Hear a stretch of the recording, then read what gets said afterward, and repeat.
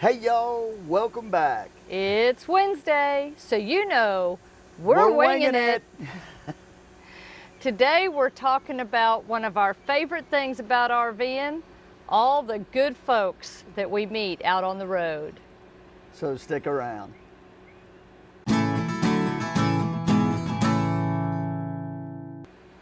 Okay, you know the rules of winging it. Set the timer on my phone for 10 minutes. We talk about the topic. When the timer goes off, we wrap things up. Totally unedited, unscripted, and you get what you get. And we're winging it. Yeah, and I got to tell you, this week is like the definition of winging it. We really had no idea what we were going to talk about until probably about 2 hours ago. And, you know, the thing that just keeps hitting us is how the awesome folks that we're meeting on the road. And I mean, today we got inspired by Ronnie and Shirley. Yes. They were our neighbors here at the new park that we're in, but they were our neighbors for less than 24 hours. And we got to know them so well. And I feel like we've known them for years. Oh, and literally, yes, it was less than 24 hours we were parked next to them.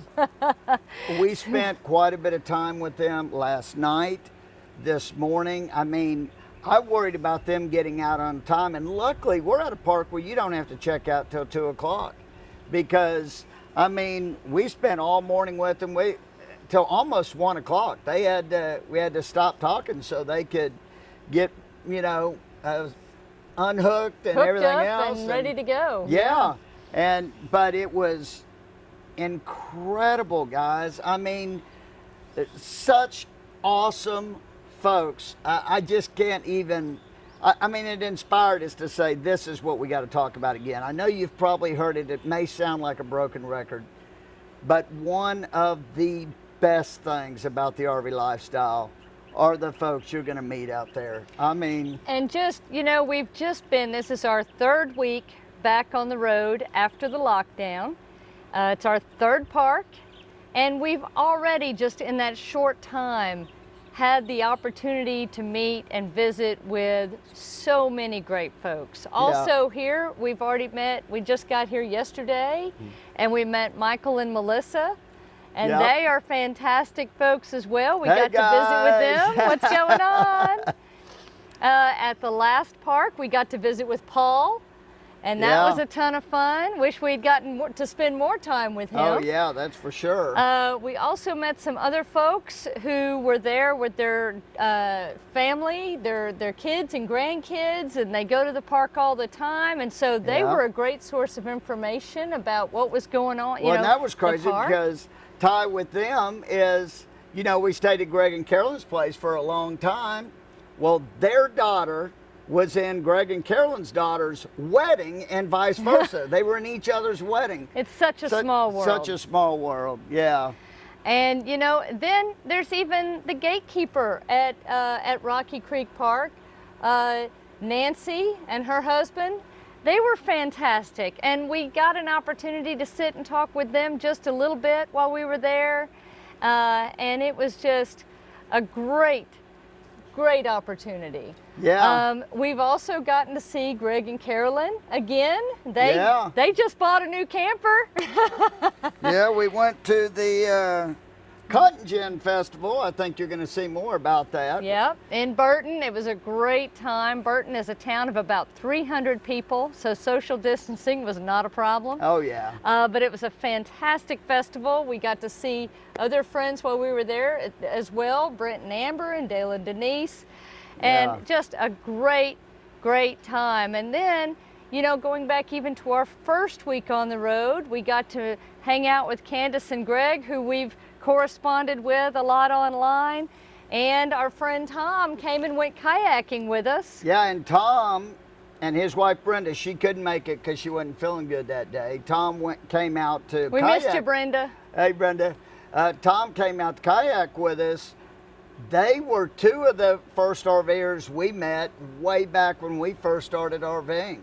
And they were amongst the folks who really inspired us. Right. to really get out and start exploring and enjoy the lifestyle. They were full-time RVers back then, and Yep. they were volunteering at SFA and park hosting there for a while. Right. And Tom's had a lot to do. He's done a lot of volunteer hours and stuff out at Stephen F. Austin State Park.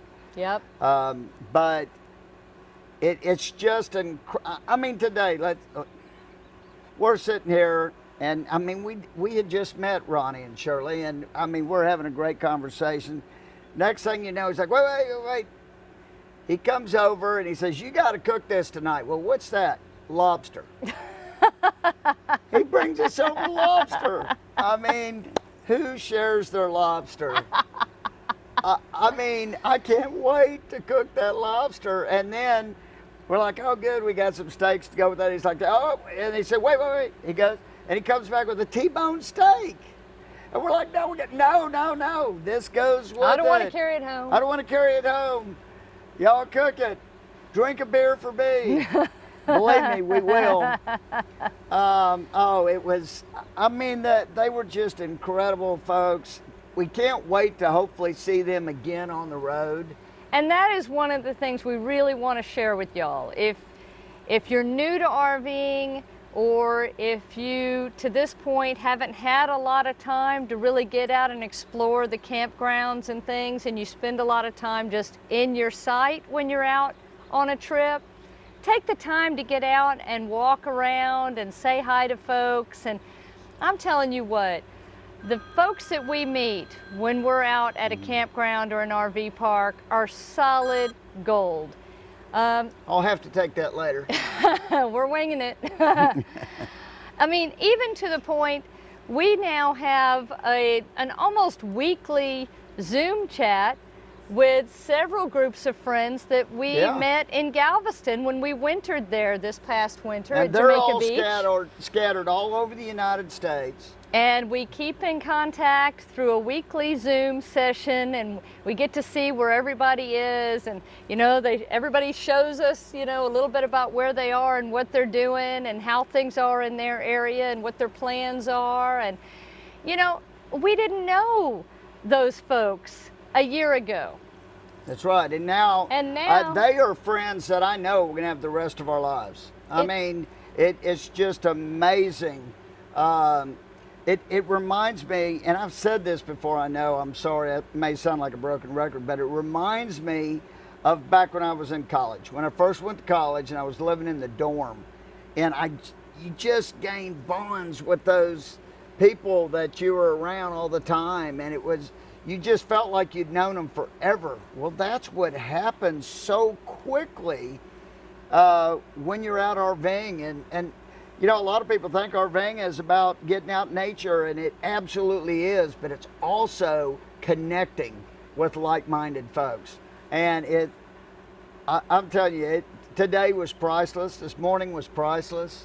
Yeah. When you meet folks like Ronnie and Shirley, I mean, that just rejuvenates anybody, you know, to say, wow, this is really cool, because people is where it's at. I mean, obviously. Well, and it was funny because we got here, we had a extremely long travel day. It was actually very short, and you'll see that in a future video. Yeah. Going from one Corps of Engineer park to another on the same lake. And we pulled in, and Shirley was outside, and she comes right over and she says, "Hey, neighbor." And I mean, instantly, you know, we started conversation. You know, we set up everything, and then we, you know, got to visit for a bit and learn a little bit about them and learn that we had a lot in common. She went to Blinn College, and so did Tom. Yeah, for 1 year I went to Blinn before I went to Sam Houston State. Yeah. And so, you know, it was neat to share stories, and right away when you meet somebody, already have a connection with them. And that's, we find that time and time and time again with the folks that we meet. You know, I think how they've inspired me. I think that, got to get a fishing pole. You know, I used to have a fishing pole. I haven't fished in a long time. Our son Austin loves to fish, and you know what? I need to pick it up again. It's time to get me a fishing pole, and I mean, we're on all these lakes. Yeah. I need to get out there and fish, and learn how to. You know what? I'm gonna have to watch some YouTube because I got to learn how to clean a fish. That's something You're such a city boy. I'm such a city boy. I grew up in the city. I've cleaned a few fish during the years, but I haven't done it in a long time. It's been since college, you know, when me and my roommates used to go fishing all the time. But I guess, you know, watching them and them talking about, they were talking, I guess that's our 10 minutes, but they were talking about, he had a big old bass almost pulled in that got off at the last minute. It broke his line. It broke his line at the last minute. And he said it was this big. And Shirley said, well, it was more this like big. this big. But who cares? It was a great, typical fish story. But now it's kind of motivating me to, I think I need to get back into fishing because we're in some beautiful fishing areas. That's for sure. So we'd love to hear about some of your favorite things about RVing. Who have you met on the road? Yeah, some of your favorite folks that you've met along the way that maybe you've kept in contact with. And I hope to meet you as well out there one of these days. So until next time, y'all, we'll see you on Saturday. Saturday, we're gonna have a cooking video on Saturday. Yeah. So watch for that. It's gonna be stuffed jalapenos and homemade ranch dressing. Bacon wrapped stuffed jalapenos. They were good. Oh yeah.